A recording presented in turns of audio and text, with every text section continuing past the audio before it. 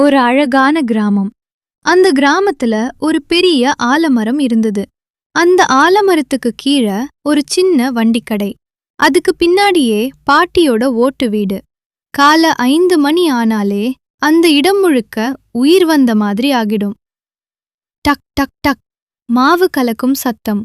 ஷ் இட்லி ஆவி எழும் சத்தம். குளுப் குளுப் சாம்பார் கொதிக்கும் சத்தம். அந்த சத்தத்தை கேட்டாலே ஊருக்கே தெரியும், பாட்டி கடை திறந்தாச்சு.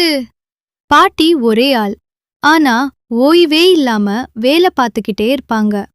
இட்லி எடுப்பாங்க, சாம்பார் ஊத்துருவாங்க, அதுக்குள்ள கஸ்டமர்ஸ் கிட்ட பேசுவாங்க. காலையில ஸ்கூல் போறதுக்கு முன்னாடி குட்டி பசங்க எல்லாரும் அங்கேதான் சாப்பிடுவாங்க. பாட்டி, சட்னி இன்னும் கொஞ்சம். எனக்கு பெரிய இட்லி வேணும். சாம்பார் மேல ஊத்துங்க என்று ஒரே கலகலப்பு. ஸ்கூல் முடிஞ்சதும் பசங்க எல்லாரும் ஆலமர மேடையில உட்கார்ந்து ஹோம்வொர்க் பண்ணுவாங்க. சில நேரம் அங்கேயே விளையாட்டு. தண்ணி குடிக்கணும்னா நேரா பாட்டி வீட்டுக்குள்ள போய் குடிச்சிட்டு வருவாங்க. மெதுவா போங்கடா என்று பாட்டி சொல்லுவாங்க. ஆனா முகத்துல சிரிப்பு போகாது. ஒரு நாள் மதியம் ஒரு பெரிய ஆர்டர் வந்தது. அடுத்த நாள் கோவில் திருவிழா. 1500 இட்லி, 500 வடை, பெரிய பெரிய சாம்பார் டப்பா, எல்லாமே காலக்குள்ள ரெடியாகணும். பாட்டி கொஞ்சம் கவலையா நின்னாங்க. இவ்வளவு பெரிய வேலை, என்னால தனியா முடியுமா? அத கேட்ட பசங்க உடனே, பாட்டி நாங்க இருக்கோமே. அந்த நாள் இரவே வேலை ஆரம்பம். பாட்டி வீட்டுக்குள்ள பெரிய பெரிய டப்பால மாவு ரெடி பண்ண ஆரம்பிச்சாங்க. டக் டக் டக் மாவு கலக்கும் சத்தம் இரவு முழுக்க கேட்டுக்கிட்டே இருந்தது. ஆலமரத்துக்கு கீழ பசங்க எல்லாரும் வேலை பங்கிட்டு எடுத்துக்கிட்டாங்க. வாழையில அடுக்கிறது, பேக்கேஜ் கவர் மடிக்கிறது, பிளேட் துடைக்கிறது என்று ஃபுல் வேலை. டப் டப் டப் பார்சல் கவர் அடுக்கிற சத்தம். ஹே கேர்ஃபுல், அது கீழே விழப்போகுது என்று சிரிப்பும் ஓடிக்கிட்டே இருந்தது. அடுத்த நாள் அதிகாலை கூ சேவல் கூவ ஆரம்பிச்சுச்சு. அதுக்குள்ள பாட்டி வடை போட ஆரம்பிச்சாங்க. சொயிங் சொயிங் சூடான வடை வாசனை எல்லா பக்கமும் பரவிச்சு. அத முகர்ந்த உடனே ஒரு பையன் மெதுவா அருகே வந்தான். பாட்டி, ஒரே ஒரு வடை. பாட்டிக்கிட்ட கேட்ட உடனே பாட்டி சிரிச்சாங்க. உங்களுக்கு இல்லாததாடா பசங்களா, நீங்கள்தான் ஃபர்ஸ்ட் எடுத்து சாப்பிடணும் என்று சொல்லிட்டு சூடான வடையை எடுத்து கொடுத்தாங்க.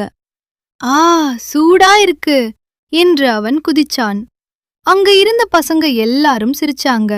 அதுக்கப்புறம் ஃபுல் வேகம். ஷ் இட்லியாவி குளுப் குளுப், சாம்பார் கொதிப்பு, சொயிங் சொயிங் வடைகள் எண்ணெயில மிதக்கும் சத்தம். பசங்க எல்லாரும் ஓடிக்கிட்டே வேலை பார்த்தாங்க. ஒருத்தன் வடை எண்ணினான். 97, 98, 99. அப்புறம் திடீர்னு ஒரு வடை காணோம். பக்கத்துல இருந்த நாய் அதை எடுத்துட்டு ஓடுச்சு. ஏய் நின்னுடா என்று எல்லாரும் பின்னாடி ஓடினாங்க. முழு இடமும் சிரிப்பால் நிரம்பிச்சு. கொஞ்ச நேரத்துல இட்லி ட்ரே மேல ட்ரே குவிய ஆரம்பிச்சது. வடைகள் பெரிய டப்பாவில் நிரம்பின. பார்சல் எல்லாம் ரெடி. காலை சூரியன் வரும்போது எல்லா ஆர்டரும் ரெடி. அந்த ஆர்டர் கொடுத்த அண்ணா வந்து பார்த்ததும் ஆச்சரியப்பட்டார். பாட்டி, இவ்ளோ பெரிய வேலை எப்படி முடிச்சீங்க? பாட்டி பசங்கள பார்த்து சிரிச்சாங்க.